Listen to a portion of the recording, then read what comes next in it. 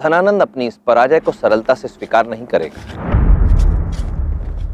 आज चंद्रगुप्त ने उसे उसकी समस्त प्रजा के समक्ष अपमान का घूंट पीने पर विवश किया है, उसके अहम को चोट पहुंचाई। और जब धनानंद जैसे अहंकारी व्यक्ति के अहम को चोट पहुंचाई जाती है तो उसमें अपने प्रतिद्वंद्वी को पलटवार करने की लालसा और अधिक प्रबल हो जाती है। धनानंद भी पलटवार करेगा और शीघ्र ही करेगा। किंतु आचार्य, हम उसे रोकेंगे कैसे?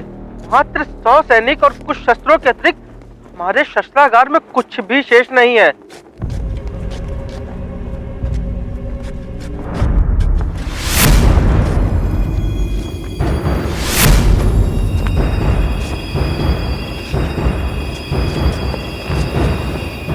हमारे शस्त्रागार में एक विशेष शस्त्र है। ये देखिए, हवा महल के इन पर्दों को देखिए। इंद्र, अब इन पर्दों से भला कौन सा शस्त्र बन सकता है? सोचो सूर्य, पर्दे क्या कर सकते हैं? पर्दे ज्वलनशील होते हैं, विशेषकर ये रेशमी पर्दे। साधु इंद्रजलिक, साधु। माना कि हमारे पास पर्याप्त शस्त्र नहीं है और ना ही तीर धनुष है, किंतु हमारे पास बल से भी शक्तिशाली है हमारी बुद्धि।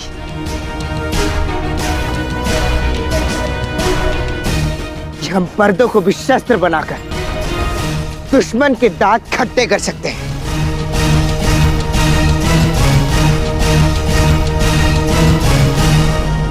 इंद्र, ये तुम्हारी योजना है। अब हमें बताओ कि हमें आगे करना क्या है। मार्गदर्शन करो हमारा। अब देखना, मैं इन पर्दों से ऐसा जादू दिखाऊंगा कि धनानंद के सभी सैनिक कुछ ही क्षण में धराशायी हो जाए।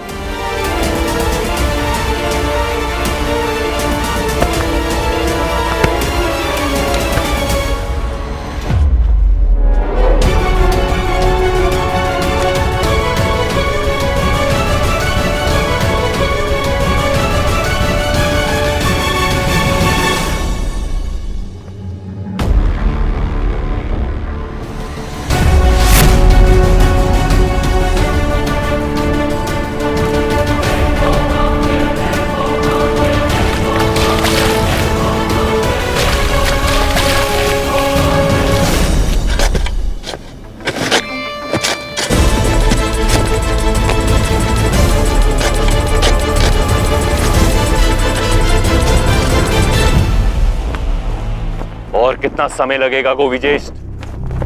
बस कुछ ही क्षणों में हम सज्ज हो जाएंगे सम्राट। शीघ्र करो। उस चंद्रगुप्त की मृत्यु में विलंबित एक एक क्षण मुझे मृत्यु के समान लग रहा है।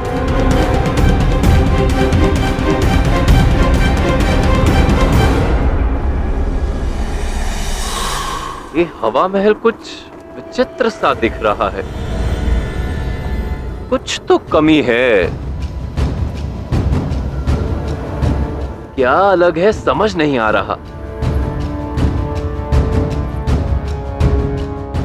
पर्दे। पर्दे? हाँ भाई, पर्दे नहीं हैं। उन्होंने महल के सारे पर्दे हटा दिए। वही विशेष और दुर्लभ पर्दे जो आप मेरे लिए फारस से लेकर आए थे। किंतु वो पर्दों का क्या करेंगे?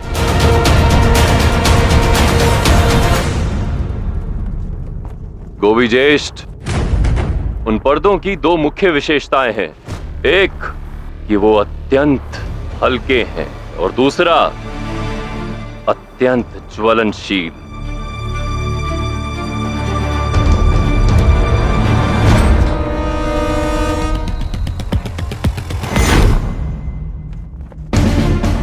महामात्य, उत्तरी दिशा के वेग को समझिए। शत्रु की अगली योजना के विषय में सहायता मिलेगी। समझ गया महामहिम। मैं तुरंत उत्तरी दिशा की ओर सैनिकों की टुकड़ी भेजता हूं। और वैसे भी चंद्रगुप्त ने मगध की पताका जलाकर अपनी चिता की अग्नि को और भी अधिक प्रज्वलित किया है महामहिम।